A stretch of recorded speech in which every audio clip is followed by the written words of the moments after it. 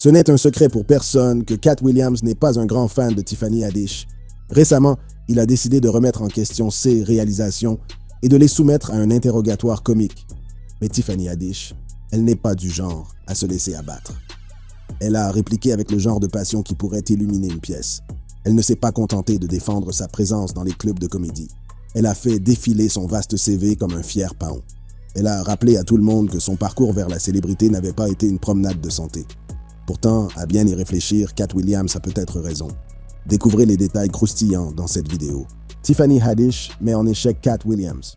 Tout a commencé avec l'interview controversée de Katt Williams avec Shannon Sharpe pour son podcast Club Shay Shay.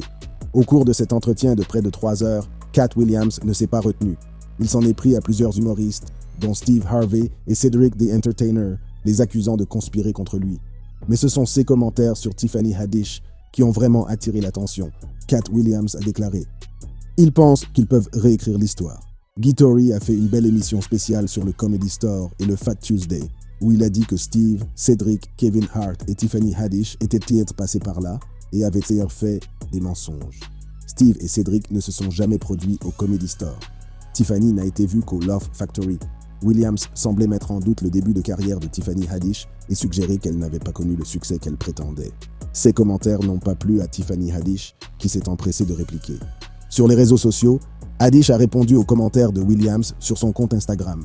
Elle a écrit « Je ne suis pas fâché, j'aimerais juste qu'il mette les choses au clair à mon sujet. Dang, je suppose que je vais lui envoyer un texto de rappel. Mais sommes-nous sûrs qu'il s'agit bien de Katt Williams? Il ressemble beaucoup à Charleston White. » Mais Haddish ne s'est pas arrêtée là. Le lendemain soir, elle est montée sur la scène du Dania Improv Comedy Theater à Dania Beach, en Floride, où elle a laissé libre cours à ses frustrations et remis les pendules à l'heure. Elle a déclaré « Viens à Los Angeles, négro. J'ai fait des conneries. J'étais dans That's So Raven. J'étais dans tous les trucs. J'ai fait de la figuration. J'ai participé à toutes les petites émissions télévisées pour blancs, les émissions télévisées pour noirs. J'ai participé à Dance 360. Je suis là depuis longtemps. Je raconte des blagues depuis 1996. » Haddish a défendu avec passion son CV bien rempli, ne laissant aucun doute sur le fait qu'elle se démène et se fait un nom dans le monde de la comédie depuis des années. Mais qu'en est-il de l'affirmation de Katt selon laquelle elle ne s'est jamais produite au Comedy Store? Haddish avait aussi quelque chose à dire à ce sujet. Ce négro a dit « Oh, ils ne l'ont pas laissé se produire au Comedy Store. » C'est vrai, ils ne m'ont pas laissé me produire les soirs où il y avait des blancs au Comedy Store, mais je me suis produit tous les soirs où il y avait des noirs. Ils ne me laissaient pas me produire les soirs où il y avait des blancs à l'improvisation, mais je me produisais tous les soirs où il y avait des noirs et des latinos. Au cas où vous ne le sauriez pas, la querelle entre Tiffany Haddish et Katt Williams a commencé il y a plus de 5 ans. Lors d'une interview candide en 2018 sur V103's Frank and Wanda Morning Show, Katt ne s'est pas retenue de remettre en question les capacités comiques de Haddish et a suggéré qu'elle n'avait pas fait ses preuves en tant que comique légitime. Katt vise l'ascension de Tiffany Haddish vers la célébrité. Il a commencé par souligner que Tiffany Haddish faisait de la comédie depuis l'âge de 16 ans, mais il a mis les téléspectateurs au défi de nommer leur blague préférée de Tiffany Haddish. Selon Katt, la raison pour laquelle personne ne peut répondre à cette question est que Tiffany Haddish n'a pas fait de tournée ou d'émission spéciale pour montrer ses talents d'humoriste. Il insinue que Tiffany Haddish est une plante de l'industrie. Elle n'a pas fait d'émission spéciale. Elle n'a pas prouvé qu'elle était capable de raconter des blagues pendant 1 heure, a déclaré Katt lors de l'interview. Il a ensuite critiqué l'industrie pour avoir minimisé les talents d'autres humoristes, comme Monique, tout en élevant Haddish en raison de son rôle dans le film à succès Girls Trip. Mais Katt ne s'est pas arrêté là. Il s'est demandé si Haddish avait réellement écrit Girls Trip ou si le scénario lui avait été remis. Katt a semblé insinuer que le succès de Haddish n'était pas entièrement mérité, suggérant qu'elle était simplement chanceuse d'avoir été choisie pour jouer dans un film populaire. Cette déclaration controversée a fait sourciller et a déclenché une conversation plus large sur la façon dont l'industrie traite les comédiennes noires. L'animatrice Wanda Smith a tenté de défendre Haddish en soulignant son authenticité et sa capacité à être comprise par le public. Cependant, Katt a rejeté ses qualités, s'interrogeant sur le moment où le fait d'être vrai est devenu commercialisable. Il a ensuite fait une déclaration choquante suggérant que l'industrie n'aime Haddish que parce qu'elle veut coucher avec un homme blanc, faisant référence à son coup de foudre public pour Brad Pitt. Katt ne s'est pas contenté de critiquer Haddish. Il a également profité de l'occasion pour faire l'éloge d'autres comédiennes noires qui, selon lui, ont été négligées. Il a cité des noms comme l'UNL, Mélanie Comarco et Miss Laura, soulignant qu'elles étaient celles qui méritaient vraiment d'être reconnues.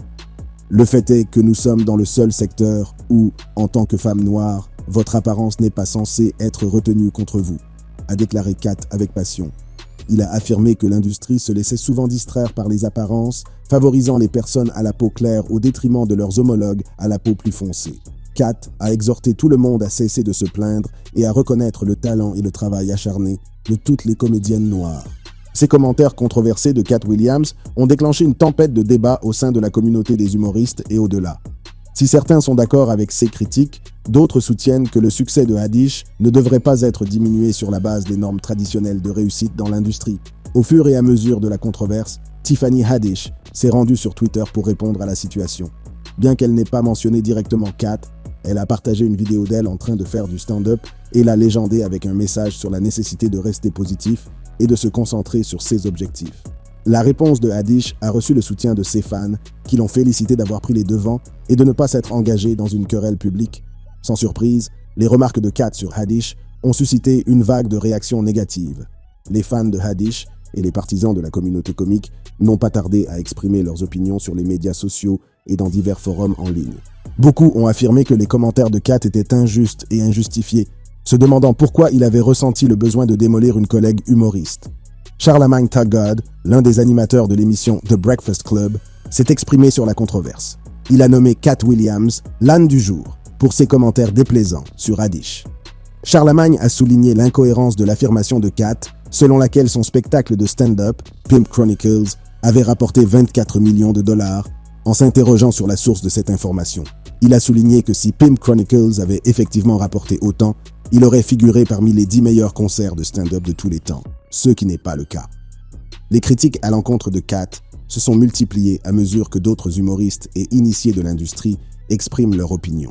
L'humoriste Rickey Smiley a exprimé sa déception face aux commentaires de Kat, déclarant qu'il n'avait jamais attaqué d'autres humoristes et qu'il essayait toujours d'élever et de motiver les gens. L'un des premiers à prendre la défense de Haddish n'est autre que Kevin Hart. Hart, qui a travaillé en étroite collaboration avec Haddish dans le passé, a pris la parole sur les ondes de The Breakfast Club pour répondre aux commentaires de Kat. Il a exprimé sa déception face aux remarques de Kat et s'est demandé pourquoi les personnes de couleur s'entre-déchirent lorsqu'elles commencent enfin à avoir des opportunités à Hollywood. Ces commentaires de Kevin Hart ont marqué le début de sa querelle avec Kat Williams. Kevin Hart a affirmé que Kat Williams avait une chance à Hollywood, mais qu'il l'avait gâchée en ne se présentant pas au travail. Kevin Hart a déclaré que Kat Williams ne se présentait pas aux événements promotionnels, ce qui inquiétait les studios. Il a également accusé Kat de donner la priorité à la drogue plutôt qu'à sa carrière. Lors d'une récente interview sur Club Shay Shay, Kat s'est défendu. Il a fermement nié avoir consommé de la drogue et a insisté sur le fait qu'il était toujours sobre. Il a contesté les affirmations de Hart, disant qu'il n'avait pas effrayé les studios, et a dit à Shannon Sharpe de vérifier son profil IMDb pour en avoir la preuve. Kat a suggéré que les gens d'Hollywood ne se souviennent pas que les premiers spectacles de stand-up de Kevin Hart aient été très populaires ou réussis. Il a souligné que Kevin Hart avait rapidement obtenu une émission de télévision et joué dans un film intitulé Soul Plane, peu de temps après avoir déménagé à Los Angeles, ce qui, selon Kat, est inhabituellement rapide et suspect. Comme il l'avait fait avec Tiffany 5 ans plus tôt, il a également insinué que Kevin Hart était une plante de l'industrie. Examinons de plus près les affirmations de Kat Williams au sujet de Tiffany Haddish. Y a-t-il une part de vérité dans ces affirmations? Avait-il raison? Revenons au début. Tiffany Haddish fait irruption sur la scène grâce à son rôle dans le film à succès Girls Trip. Le film, qui mettait également en vedette Queen Latifah, Jada Pinkett Smith et Regina Hall, a connu un succès retentissant, catapultant Tiffany sous les feux de la rampe. Elle est devenue une sensation du jour au lendemain et a conquis le cœur du public grâce à son humour cru et réaliste. Peu après, Tiffany a fait la couverture du magazine Time comme l'une des personnes les plus influentes. Cette reconnaissance a renforcé son statut d'étoile montante de l'industrie du divertissement. C'est à cette époque que Kat Williams a commencé à remettre en question l'authenticité du succès de Tiffany. Au fil de la controverse, il est apparu que Kat Williams n'était pas le seul à être sceptique. De nombreux humoristes talentueux, en particulier ceux qui travaillent dans le secteur depuis des années, se sont sentis éclipsés par le succès soudain de Tiffany. Ils pensaient qu'elle avait été triée sur le volet par l'establishment et qu'elle avait bénéficié d'opportunités qui n'avaient pas été offertes à d'autres personnes tout aussi talentueuses. Mais que signifie exactement être trié sur le volet par l'establishment? Selon Kat Williams, il s'agit des puissances qui, à Hollywood, contrôlent la narration et décident quels artistes accèdent à la célébrité. Ces personnes ont la capacité de façonner l'opinion publique et de propulser certains talents sous les feux de la rampe, tandis que d'autres restent dans l'ombre. De nombreuses personnes sont d'accord avec la critique de Kat concernant l'injustice dans l'industrie du divertissement. Les humoristes qui travaillent dur depuis longtemps se sentent ignorés et pas assez appréciés. Ils se demandaient pourquoi Tiffany, qui n'était pas dans l'industrie depuis très longtemps, était considérée comme l'humoriste la plus drôle et la plus importante de son époque. Au fil du débat, il est apparu clairement que l'ascension de Tiffany vers la célébrité ne reposait pas uniquement sur ses talents d'humoriste. D'autres facteurs entrent en ligne de compte, notamment son potentiel commercial et le désir de l'industrie d'avoir un nouveau visage. Certains ont affirmé que l'attrait de Tiffany résidait dans son caractère attachant et son authenticité, tandis que d'autres pensaient qu'elle était simplement le fruit d'un toilettage minutieux et d'un positionnement stratégique. Quelles que soient les opinions divergentes, une chose est sûre. Tiffany Haddish est devenue une force avec laquelle il faut compter à Hollywood. Sa personnalité contagieuse et son style comique unique l'ont fait aimer du public dans le monde entier. Mais comme le dit le proverbe, la célébrité s'accompagne d'un examen minutieux. Commençons par le scandale qui a secoué l'industrie. Tiffany s'est retrouvée au centre d'une controverse impliquant Aries Spears, un collègue humoriste. Les détails du scandale sont obscurs. Le scandale impliquant Tiffany Haddish est lié à un procès dans lequel elle et Aries Spears ont été accusés d'avoir toiletté et molesté deux frères et sœurs, identifiés comme Jane Doe et John Doe. Le procès affirme que ces incidents ont eu lieu lorsque les frères et sœurs étaient enfants. L'avocat de Haddish a nié ces allégations avec véhémence, qualifiant l'action en justice de frivole et affirmant que les plaintes ont été rejetées à plusieurs reprises comme étant sans fondement. L'action en justice affirme que Haddish a recruté Jane Doe dans un camp de comédie et lui a ensuite appris à accomplir des actes sexuels. Elle affirme en outre que les deux frères et sœurs ont participé à un tournage de vidéo au domicile de Spears, où Jane Doe affirme avoir reçu l'ordre de mimer des actes sexuels, et John Doe a été filmé dans une vidéo intitulée « Through a Pedophile's Eyes ». Le procès a finalement été rejeté, mais l'impact sur la carrière de Haddish a été important. Elle a affirmé avoir perdu tous ses emplois et être au chômage à la suite de l'examen public et des retombées de l'action en justice. Elle s'est déclarée soulagée du rejet de la plainte et préoccupée par le bien-être des enfants impliqués dans le sketch. Haddish a également déclaré qu'elle ne parlait plus à Spears et qu'elle ne souhaitait pas être associée à elle. Aussi vite que le scandale est apparu, il a semblé passer au second plan. Nombreux sont ceux qui se demandent si l'histoire n'est pas plus compliquée qu'il n'y paraît. Y avait-il un agenda caché en jeu? Des forces étaient-elles à l'œuvre pour protéger l'image de Tiffany et faire en sorte que le scandale ne ternisse pas son étoile montante? Elle a récemment été arrêtée pour conduite en état d'ivresse, un délit grave qui entraîne des conséquences importantes. Mais les controverses autour de Tiffany ne s'arrêtent pas là. Les parents des enfants impliqués dans le scandale avec Aries Spears se sont manifestés, exprimant leur mécontentement quant au règlement qu'ils ont reçu. Ces révélations ont ravivé l'intérêt du public pour le scandale, soulevant des questions sur ce qui s'est réellement passé et si des problèmes sous-jacents ont été balayés sous le tapis. L'industrie, qui protégeait autrefois Tiffany, semble changer de position. Le bouclier autrefois impénétrable se fissure et la vérité commence à transparaître. Au fur et à mesure que les controverses refont surface, il devient évident que le secteur n'est plus disposé à protéger Tiffany à tout prix. Le public voit bien que quelque chose ne va pas et exige des réponses. Les fans qui l'adoraient autrefois remettent aujourd'hui en question l'authenticité de l'ascension de Tiffany vers la célébrité et les récits qui ont été soigneusement élaborés autour d'elle. Certains pensent que le déclin de Tiffany dans l'industrie est dû à son refus de se conformer aux attentes fixées par Hollywood. Lorsque les artistes s'écartent de la voie prescrite, ils risquent d'être humiliés et exposés. L'industrie, connue pour sa dynamique de pouvoir, peut rapidement se retourner contre ceux qui ne respectent pas les règles. Dans l'industrie du divertissement, les assistants jouent un rôle crucial en façonnant l'image et la trajectoire de la carrière d'une célébrité. Ces personnes, souvent dans l'ombre, sont chargées de gérer les affaires courantes de leurs clients, notamment les relations publiques, les contrats et la prise de décisions stratégiques. Bien que leur rôle soit essentiel, il est arrivé que ces personnes soient accusées de manipuler et de contrôler leurs clients à leur propre avantage. Dans le cas de Tiffany Haddish, des questions se posent sur les personnes qui l'entourent et sur leurs intentions.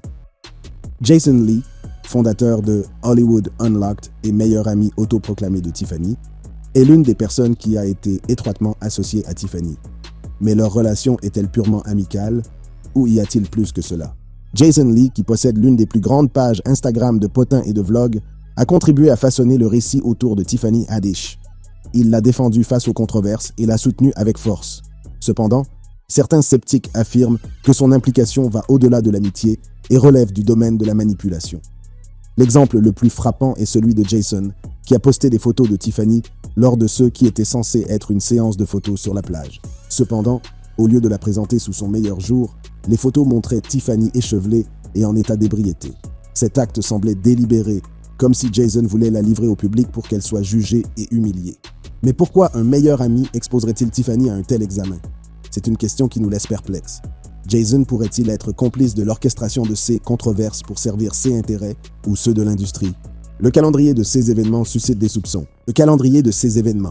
Le scandale avec Harry Spears a rapidement disparu des yeux du public et la récente arrestation de Tiffany pour conduite en état d'ivresse a de nouveau attiré l'attention sur elle. C'est comme si l'industrie utilisait ces incidents pour la garder sous contrôle, pour lui rappeler les conséquences d'un écart de conduite. La perception de Tiffany par le public a été fortement influencée par les scandales et les controverses qui l'ont entourée.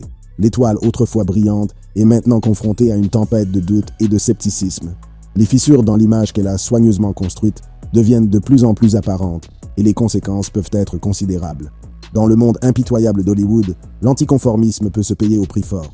Lorsqu'une célébrité refuse de respecter les règles ou de remettre en cause le statu quo, elle est souvent confrontée à une série de difficultés qui peuvent avoir des répercussions sur sa carrière et sa vie personnelle. Le parcours de Tiffany Haddish illustre parfaitement les difficultés rencontrées par ceux qui osent être différents. L'une des conséquences de la non-conformité est le risque d'être ostracisé par l'industrie. Lorsqu'une célébrité refuse d'adhérer aux attentes fixées par les pouvoirs en place, elle peut se retrouver marginalisée et exclue d'opportunités lucratives.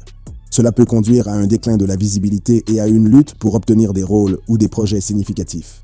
La carrière de Tiffany Haddish a connu son lot de hauts et de bas, avec des controverses et des rumeurs autour d'elle.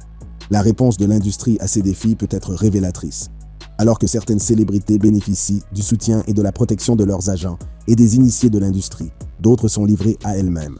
La question se pose, Tiffany est-elle abandonnée par ceux qui étaient autrefois à ses côtés? Une autre conséquence de la non-conformité est le risque d'être examinée et jugée par le public. Lorsqu'une célébrité s'écarte des normes attendues, elle devient une cible facile pour les critiques et les moqueries. Les médias et l'opinion publique peuvent s'acharner sur ceux qui ne rentrent pas dans le moule de l'industrie. Cela peut nuire à leur santé mentale et à leur bien-être général. Comme nous l'avons vu avec Tiffany Haddish, la publication de photos controversées et la résurgence de scandales peuvent être utilisées comme moyen de contrôle et de manipulation. Ces tactiques visent à ternir la réputation d'une célébrité et à la faire passer pour une personne instable ou peu fiable. C'est une dure réalité que ceux qui défient les attentes de l'industrie peuvent se retrouver à la merci de forces puissantes. L'une des principales conséquences de ces controverses est l'atteinte potentielle à la crédibilité de Tiffany en tant que comédienne. La critique de Katt Williams, bien qu'ayant suscité des réactions mitigées, a soulevé des questions valables sur les capacités comiques de Tiffany. L'absence de blagues mémorables ou de moments marquants a conduit certains à se demander si l'ascension de Tiffany était vraiment méritée. Les usines de l'industrie de la musique. Les affirmations selon lesquelles Tiffany Haddish serait une plante de l'industrie, un terme qui n'est pas couramment utilisé pour les humoristes, laisse les gens perplexes. Ce terme a commencé à être populaire au début des années 2010. Il a d'abord été utilisé contre des musiciens comme Chance the Rapper, qui est devenu célèbre très rapidement. Les gens accusent Chance d'être un plan de l'industrie, c'est-à-dire qu'ils pensaient que sa célébrité n'était pas due à son talent, mais au fait que les maisons de disques l'avaient secrètement aidé à devenir populaire. Le fait d'être traité d'industriel dans le hip-hop est un problème important car la musique hip-hop se concentre souvent sur les luttes et les moments difficiles de la vie réelle de l'artiste. De nombreux artistes hip-hop racontent dans leurs chansons comment ils ont fait face à des défis difficiles et comment ils ont réussi à s'en sortir par eux-mêmes. Cela leur permet de se rapprocher de leurs fans qui ont eux aussi connu des moments difficiles. Lorsqu'une personne est accusée d'être une plante de l'industrie, cela signifie que les gens pensent qu'elle n'est pas honnête et qu'elle n'est pas indépendante et qu'elle ne s'est pas faite toute seule. Au lieu de cela, ils pourraient recevoir secrètement de l'aide et de l'argent de l'industrie musicale. Cette accusation peut amener les fans à douter de la sincérité de l'artiste, surtout s'ils l'apprécient, parce qu'ils s'identifient à ces histoires de difficultés surmontées. L'expression « plante de l'industrie » est devenue plus courante avec le développement des médias sociaux et des services de diffusion de musique en continu. Ces plateformes permettent aux musiciens de devenir rapidement célèbres grâce à leurs fans en ligne et aux listes de lecture suggérées par des programmes informatiques. Cette nouvelle façon de faire permet aux nouveaux artistes de devenir populaires sans avoir besoin du soutien de l'industrie musicale traditionnelle. Le streaming musical a joué un rôle très important en aidant les plantes de l'industrie à devenir populaires. En 2019, Billboard a commencé à se concentrer davantage sur les chansons et les albums qui ont été diffusés en continu. Ce changement a permis à des artistes inattendus d'apparaître dans les classements. Il est devenu plus facile pour les nouveaux artistes de devenir populaires et d'avoir des chansons à succès. En outre, des services comme Spotify ont ajouté une fonction qui permet de jouer automatiquement des chansons similaires à celles que l'auditeur aime déjà. Cela a aidé les artistes à se faire remarquer et à devenir populaires sans avoir à promouvoir leur musique ou à avoir des relations dans l'industrie musicale. Ce concept n'est pas resté cantonné au hip-hop. Il s'est étendu à d'autres styles musicaux comme la pop, l'indie et le punk. Lana Del Rey en est un exemple célèbre. Lorsque sa chanson Video Games est devenue un succès, certains ont dit qu'elle était une plante de l'industrie. Ils pensaient que son ascension rapide vers la célébrité et son image avaient été créées par son label, et non parce qu'elle était une artiste réellement talentueuse. Billie Eilish a également été accusée d'être une plante de l'industrie, ce qui signifie que certaines personnes pensent qu'elle est devenue célèbre parce que l'industrie musicale l'a soutenue et non grâce à son talent. Billie Eilish, connue pour son style unique et sa voix envoûtante, ne croyait pas en cette idée. Elle pensait qu'il était impossible de simuler un véritable succès. Des artistes comme Phoebe Bridgers et Clairo, qui sont devenus célèbres grâce à leur musique maison, ont également été interrogés sur la manière dont ils ont accédé à la célébrité. Certains critiques ont estimé que leur célébrité n'était pas réelle et qu'ils n'étaient pas vraiment indépendants. Même la musique punk, qui consiste à se rebeller et à ne pas suivre le courant dominant, a fait l'objet d'accusations similaires. Un groupe pop-punk appelé Tramp Stamps a été fortement critiqué et est devenu très impopulaire sur TikTok, car les gens pensaient qu'il s'agissait de plantes de l'industrie. Intéressons-nous maintenant à la sensationnelle rappeuse et personnalité Cardi B. L'ascension de Cardi vers la célébrité a été tout simplement fulgurante, captant l'attention des fans et des critiques. Cependant, avec un succès aussi rapide, les accusations d'être une plante de l'industrie ont commencé à se répandre. Les critiques ont remis en question le succès apparemment immédiat du tube de Cardi B, Bodak Yellow, qui l'a catapulté vers la célébrité. Nombreux sont ceux qui pensent que son ascension vers la célébrité a été trop rapide et trop orchestrée pour être authentique. Ils ont soutenu qu'il devait y avoir un plan soigneusement élaboré derrière son succès, orchestré par l'industrie de la musique. La rappeuse Azealia Banks a été l'une des critiques les plus virulentes du statut de Cardi B en tant que plante de l'industrie. Dans un fil de discussion sur Twitter, Azealia a déclaré sans ambages « C'était une plante de l'industrie ». Cependant, Azealia a également reconnu la capacité de Cardi B à saisir le moment et à rassembler la bonne équipe pour finalement devenir un pilier culturel. Cardi B, quant à elle, a nié ces accusations avec véhémence.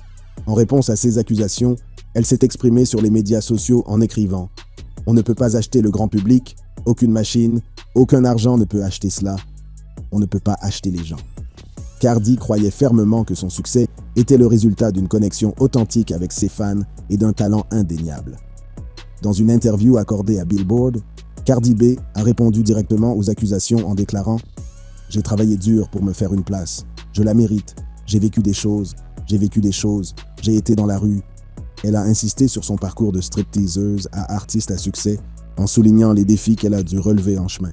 Gabriella Wilson, également connue sous le nom de H.E.R., est une autre artiste qui a fait l'objet d'un examen minutieux. L'ascension de la carrière de H.E.R. a été tout à fait remarquable, mais avec son personnage mystérieux, les critiques ont mis en doute l'authenticité de son ascension vers la célébrité.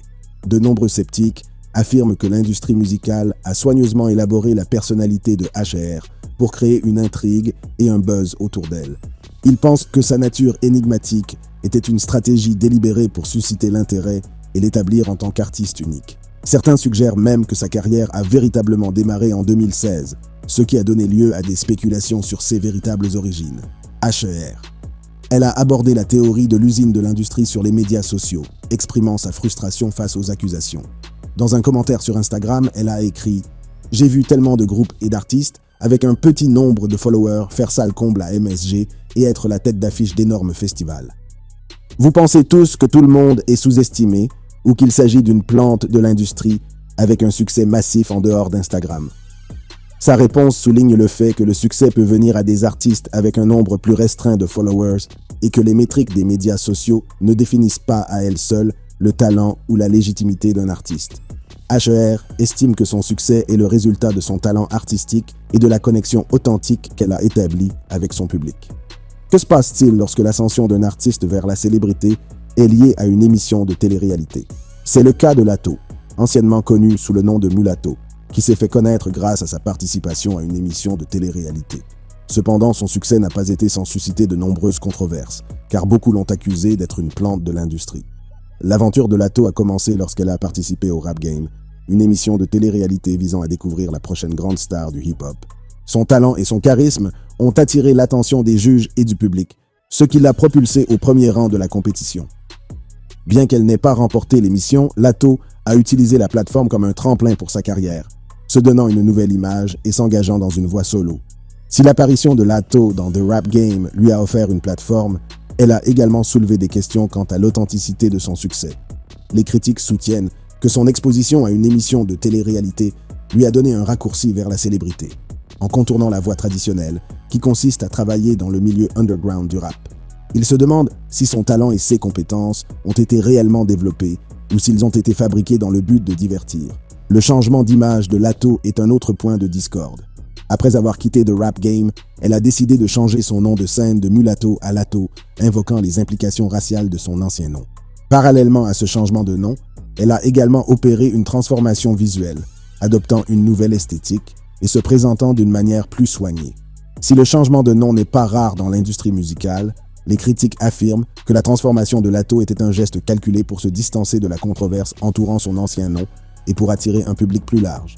Nous avons établi que le terme « industry plant » est souvent utilisé dans le domaine de la musique, mais il peut désormais faire référence à d'autres secteurs de l'industrie du divertissement. C'est ce qui ressort de l'exemple de Kevin Hart et Tiffany Haddish dont a parlé Katt Williams. Si vous avez aimé cette vidéo, cliquez sur la carte qui s'affiche en ce moment sur votre écran pour accéder à d'autres vidéos.